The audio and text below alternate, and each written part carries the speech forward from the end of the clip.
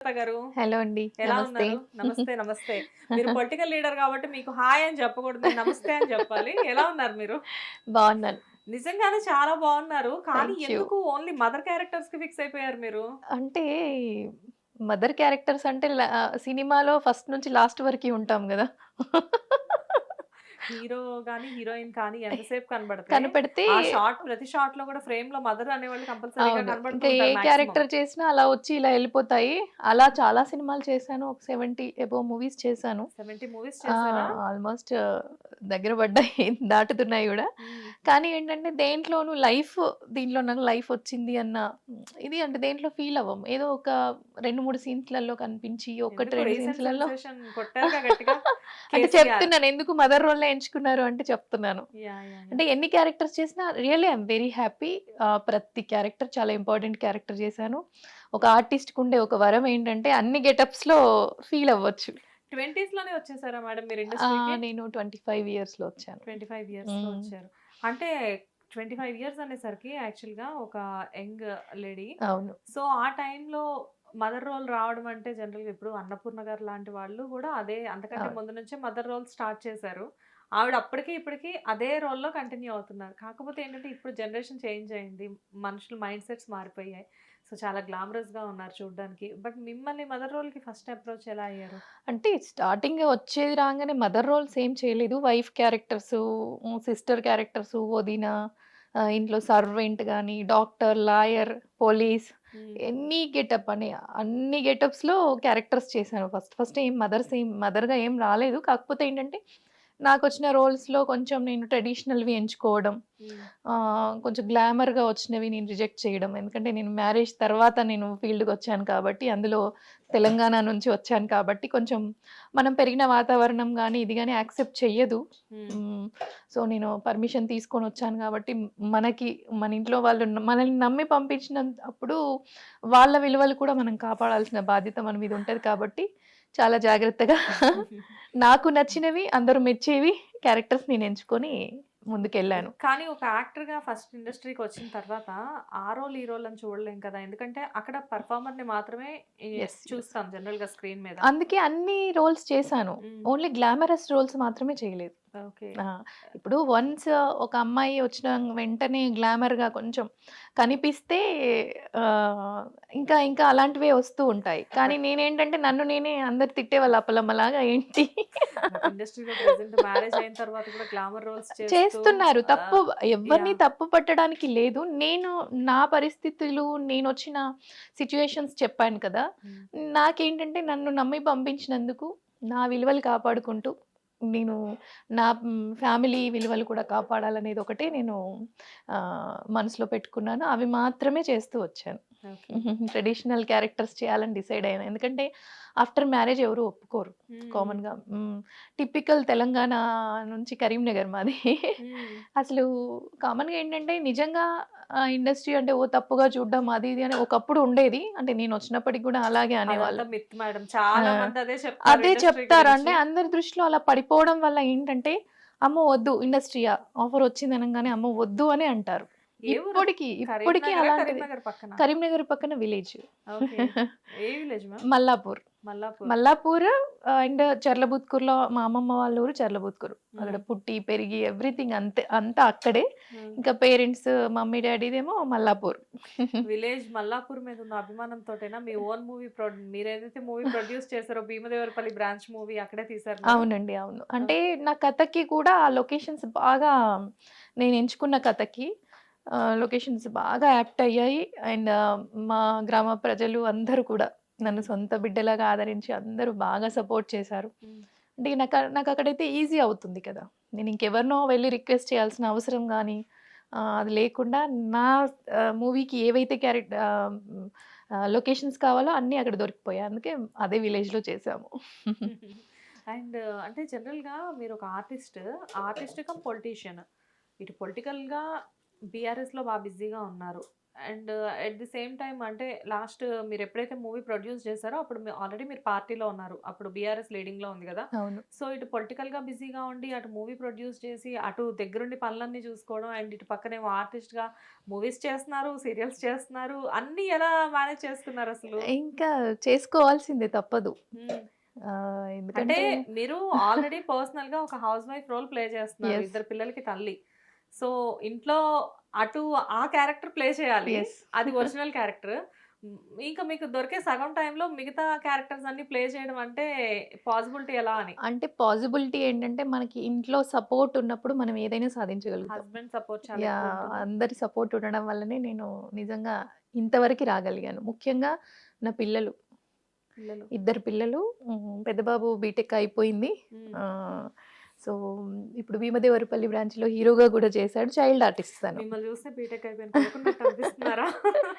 ఇంకా అది హీరోగా కూడా తను చైల్డ్ ఆర్టిస్ట్‌గా చాలా సీరియల్స్, మూవీస్ చాలా చేశాడు. హ్మ్. ఆఫ్టర్ 10థ్ ఇంకా ఓన్లీ స్టడీస్ మీద కాన్సంట్రేట్ చేసినాము. హ్మ్. మా మూవీతో మళ్ళీ హీరోగా లాంచ్ అయ్యారు. ఓకే. ఇప్పుడు కూడా హైయర్ స్టడీస్‌కి ఎంఎస్‌కి వెళ్తున్నాడు. హ్మ్. వచ్చిన తర్వాత మళ్ళీ హీరోగా ఇంకా మూవీస్ ఇప్పుడు మళ్ళీ ఆఫర్స్ వచ్చినా ఇంకా స్టడీస్ కంప్లీట్ కాలేదు కదా! అయిన తర్వాత చేద్దాం అన్నట్టుగా. కానీ 'భీమదేవరపల్లి బ్రాంచ్' అనేది అసలు ఆ మూవీ సబ్జెక్ట్ అనేది ఒక డిఫరెంట్ కాన్సెప్ట్ అది. అవును. ఒక అతను అకౌంట్‌లో మనీ పడడం. అది ఆ కాన్సెప్ట్ మీద నడుస్తూ ఉంటది మూవీ అవును. అంతా. ఒక రకంగా చెప్పాలంటే ఒక మోసం, ఒక కుట్ర, ఒక అమాయకత్వం వీటన్నిటికి మధ్యలో జరిగే ఒక పాత్ర. సో, మీ అబ్బాయి హీరోగా చేసినప్పటికి కూడా అందులో అంజీ బాబు గారనే యెస్. ఒక యెస్. పర్సన్‌ని మీరు మెయిన్ రోల్ ఇవ్వడం జరిగింది అందులో లీడింగ్ రోల్. అంటే ఏ కాన్ఫిడెన్స్‌తో మీరు న్యూ ప్రొడ్యూసర్ అప్పుడు. మీరు అది మీకు డెబ్యూ ఫిల్మ్ అవును. ప్రొడ్యూసర్‌గా. అవును. సో, ఏ కాన్ఫిడెన్స్‌తో మీరు అసలు వాళ్ళందరిని తీసుకొని పెట్టడం జరిగింది? హ్మ్. ఎందుకంటే అందులో ఉన్న క్యారెక్టర్స్ అన్నీ కూడా కొత్త క్యారెక్టర్సే. అవును. అందరూ ఎవరు సీనియర్స్ ఎవరు లేరు అందులో. సీనియర్స్ బలగం లేరు. తాత వీళ్ళే కదా అందరూ. అవును. అవును. హ్మ్. అయితే కథని నేను కథనే హీరోగా అనుకున్నాను. యాక్చువల్‌గా నాకు కథనే ప్లే చేస్తదక్కడ. హ్మ్. రో రోల్ అనేది. ఆ కథకి మనం యాక్చువల్‌గా లీడ్ రోల్స్ ఇవన్నీ కూడా మనం ప్యాడింగ్ ఆర్టిస్ట్‌లతో మంచి ఆర్టిస్ట్‌లతో వెళ్తే కమర్షియల్‌గా హిట్ అవుతుంది. కానీ నేను యాక్చువల్‌గా మిడిల్ క్లాస్ ఫ్యామిలీ నుంచి వచ్చాను. యాక్చువల్‌గా ప్రొడ్యూసర్ అవ్వాలి అని గాని, అవుతాను అని గాని ఎప్పుడూ అనుకోలేదు. హ్మ్. అంటే నేను చేస్తాను అన్న దీంట్లో ఏం లేను. బట్ నేను యాక్చువల్‌గా నేనొక యూట్యూబ్ ఛానెల్ పెట్టుకున్నాను ఎప్పుడు కోవిడ్‌లో. హ్మ్.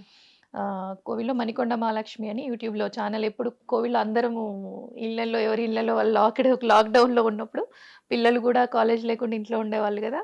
హ్మ్. వాళ్ళు కెమెరా ఎడిటింగ్ అంతా చేస్తుంటే నేనే డ్యూయల్ రోల్‌గా చేసేదాన్ని. హ్మ్. మహాలక్ష్మి, వెంకటలక్ష్మి అని. మణికొండ మహాలక్ష్మి అని. నేను మణికొండలో స్టే చేస్తాను హైదరాబాద్‌లో. హ్మ్. ఇంకా ఆ పేరుతో ఆ ఛానెల్ పెట్టినప్పుడు ఏందంటే నేను కథలు రాసుకుంటాను. నాకు కథల మీద కొంచెం గ్రిప్ ఉంది. హ్మ్. అంటే హ్మ్.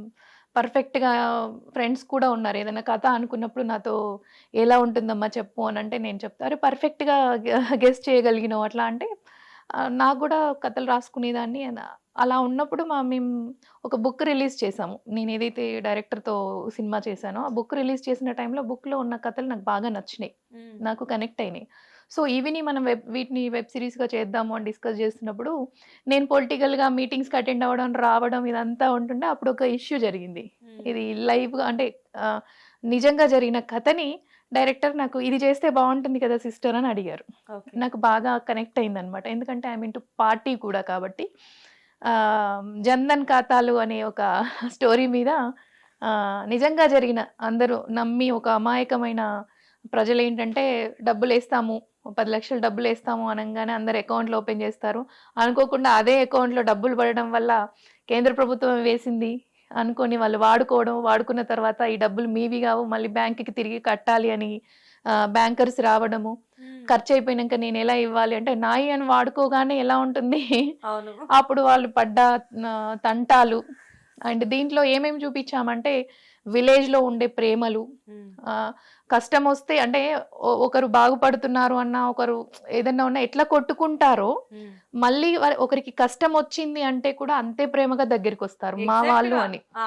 అక్కడ ఏం జరుగుతుందో ఆ కథలో మీరదే అదే చూపించారు. చూపింది. హ్మ్. ఒరిజినల్‌గా బయట ఎలా ఉంది సమాజంలో అనేదాన్ని కథలో నేను చూపించాలనుకున్నాము. బాగా అందరూ కూడా దీనికి బెస్ట్ పొలిటికల్ సెటైర్ అవార్డ్ వచ్చింది. అంటే హ్మ్. ప్రస్తుత రాజకీయ పరిస్థితుల మీద కూడా. హ్మ్. అంటే మనం ఒకే పార్టీకి సంబంధించింది కూడా కాకుండా అన్ని రకాలుగా పార్టీలకు సంబంధించింది, ప్రజలు ఎలా ఫీల్ అవుతున్నారు, అసలు జరిగే సంఘటనలు ఏంటి, అసలు ఎందుకు ఇలా జరుగుతుంది ఏంటి అనే దాని మీద ఒక సామాజిక కోణంతో తీసిన పిక్చర్ కాబట్టి దీనికి బెస్ట్ పొలిటికల్ సెటైర్ అవార్డు వచ్చింది. నా లైఫ్లో నిజంగా ఒక మర్చిపోలేని ఘట్టం. నాకు నిజంగా కళ్ళల్లో నీళ్లు తిరిగిపోయాయి ఆ క్షణం.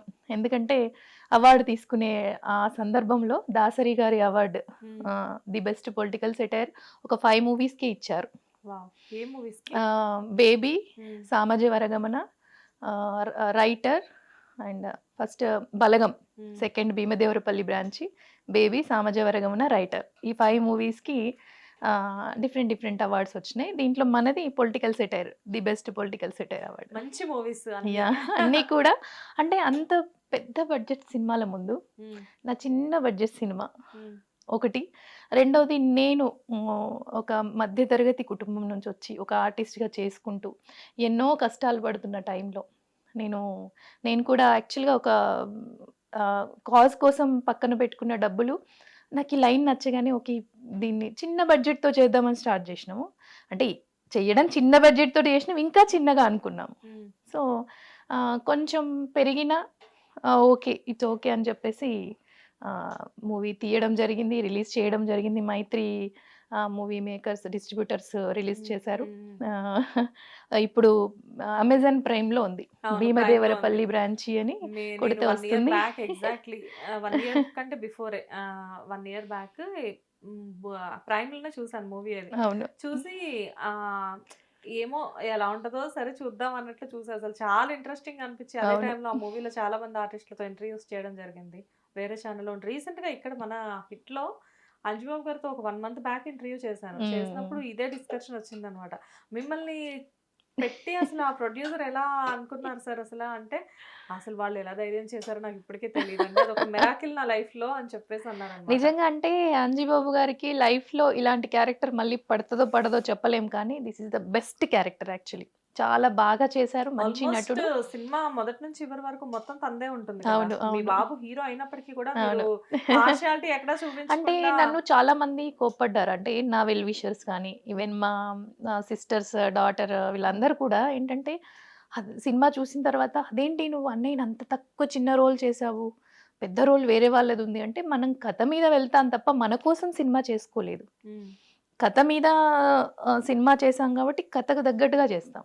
ఇప్పుడు నేను మా బాబుని హీరోగా చేయాలనుకుంటే బాబు కథనే ఎంచుకునేదాన్ని. అదే కదా, అదేంటంటే కథలో వచ్చింది కాబట్టి ఓకే బాబు చిన్నప్పటి నుంచి చైల్డ్ ఆర్టిస్ట్ కాబట్టి యాప్ట్ అవుతేనే పెట్టుకోమని చెప్పాను డైరెక్టర్కి.